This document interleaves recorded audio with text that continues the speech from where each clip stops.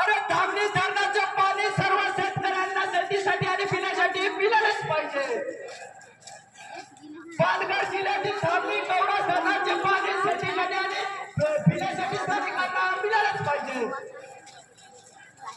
अरे कोण म्हणतो देणार नाही, कोण म्हणतो देणार नाही। प्रत्येक रेशन कार्डावर 35 किलो धान्य मिळालंच पाहिजे। प्रत्येक रेशन कार्डावर 35 किलो धान्य मिळालंच पाहिजे।